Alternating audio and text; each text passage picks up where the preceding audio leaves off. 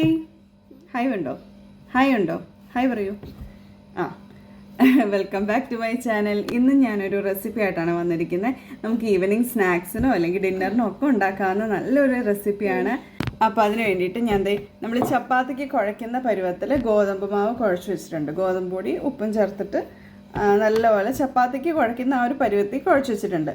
ഇനി ഞാനിത് ചെറിയ ചെറിയ ബോളാക്കിയിട്ട് ഇങ്ങനെ ഉരുട്ടിയെടുക്കും.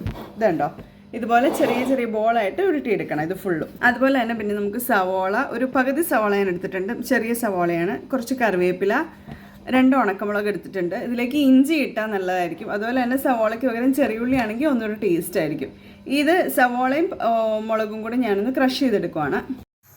പാൻ ചൂടായതിന് ശേഷം നമ്മൾ ആവശ്യത്തിന് എണ്ണ ഒഴിച്ചു കൊടുക്കുക.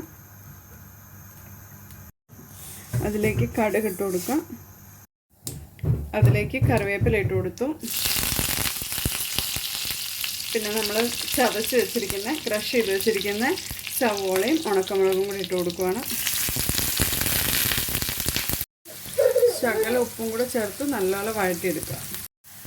നല്ലപോലെ വഴറ്റി കഴിയുമ്പോഴത്തേനും വേണമെങ്കിൽ ഒരു കളറിന് കുറച്ച് മുളക് പൊടി ചേർത്ത് കൊടുക്കാം. ഞാൻ കുറച്ച് മുളക് പൊടി ചേർത്ത് കൊടുത്തിട്ടുണ്ട്. ആവശ്യത്തിന് വെള്ളം ഒഴിച്ച് കൊടുത്തു. ഈ വെള്ളം നല്ലപോലെ തിളയ്ക്കുമ്പോഴത്തേനും നമ്മൾ ബോൾസ് ഉണ്ടാക്കി വെച്ചിരിക്കുന്ന ഓരോന്നായിട്ട് ഇട്ട് കൊടുക്കുക. ഞാനിവിടെ ബോൾസ് റെഡിയാക്കി വെച്ചിട്ടുണ്ട്. നമുക്ക് പല വലിപ്പത്തിലുണ്ടാക്കാം. ഞാനിതൊരു മീഡിയം വലിപ്പത്തിലാണ് ഉരുട്ടി വെച്ചിരിക്കുന്നത്.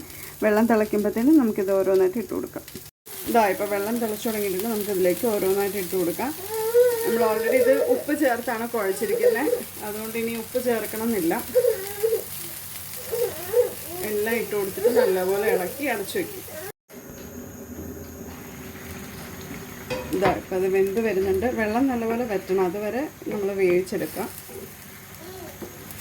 ഇടയ്ക്ക് നല്ലപോലെ ഇളക്കി കൊടുത്തിട്ട് അടി പിടിക്കാതെ വെള്ളം വറ്റുന്നവരെ ഒരു മീഡിയം ഫ്ലെയിമിലിട്ട് വേവിച്ചെടുക്കാം. ഇതിപ്പോൾ ഏകദേശം ആയിട്ടുണ്ട്. ആ വെള്ളം കംപ്ലീറ്റ് ആയിട്ട് വറ്റിക്കഴിയുമ്പോൾ നമുക്ക് ഓഫ് ചെയ്യാം. അപ്പം നമ്മുടെ യമ്മി ആയിട്ടുള്ള സ്പൈസി വീറ്റ് ബോൾസ് ഇവിടെ റെഡി ആയിട്ടുണ്ട്. നല്ല ടേസ്റ്റാണ്. എല്ലാവരും ഒന്ന് ട്രൈ ചെയ്ത് നോക്കുക.